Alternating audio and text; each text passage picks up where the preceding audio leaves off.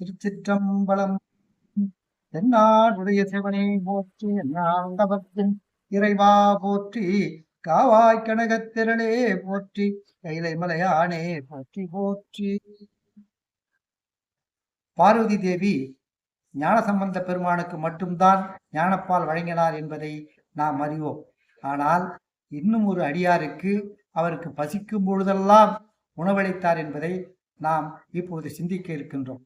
முதலாவதாக, ஞான தபோதனரை வாயென்று அழைக்கும் அண்ணாமலை என்று கூறக்கூடிய அந்த திருவண்ணாமலையிலே நிகழ்ந்த நிகழ்வு. திருவண்ணாமலையிலே குகைநமைச்சுவாயர் என்ற ஒரு அடியார், அவருக்கு ஒரு சீடர் குருநமைச்சுவாயர் என்று. குகைநமைச்சுவாயர் தன்னுடைய சீடரை பார்த்து, தில்லையிலே உனக்கு திருப்பணி செய்ய வேண்டிய வேலைகள் நிறைய இருக்கிறது, அதனால் நீ தில்லைக்கு செல்லவும் என்று கூறுகிறார். உடனே அவரிடம் விடைபெற்று கிளம்புகிறார் குருநமைச்சுவாயர் திருவண்ணாமலையை விட்டு. இறங்கும் பொழுது இரவு நேரமாக விட்டது. மலையை விட்டு கீழே இறங்கும் பொழுது ரொம்ப பசி எடுத்துட்டு அவருக்கு. உடனே என்ன செய்யாருனாக்க, எப்பொழுதெல்லாம் அவருக்கு பசிக்குமோ அப்பொழுதெல்லாம் உண்ணாமலை அம்மையாரையும் பார்வதி தேவியும் தான் வணங்குவார்.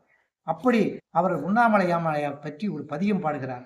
அண்ணாமலையார் அகத்துக்கு இனியாலே உண்ணாமுலையே உமையாலே நன்னார் நினைதொரும் போற்றி செய்ய நின் அடியார் உண்ண மனைதொரும் சோறு கொண்டு வா என்று பதிகத்தை பாடுகிறார்.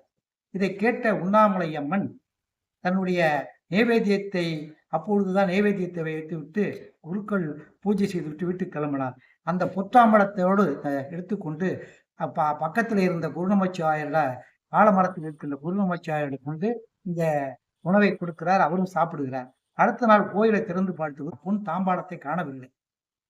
எங்கே என்று பூஜைகாரெல்லாம் தேடிட்டு இருக்கும் பொழுது ஒரு சிறுவன் வந்து கூறுகிறான், சின்ன குழந்தையாக வந்து, நேற்று குருநமைச்சுவாயருக்கு பசி இருந்தது, அதனால் உண்ணாமலை அம்மான் அந்த சூறை கொண்டு தாம்பாளத்தோடு எடுத்துக்கொண்டு அங்கே கொடுத்தார், அந்த தாம்பாளம் ஆலமரத்தின் கீழே கிடக்கிறதுன்னு.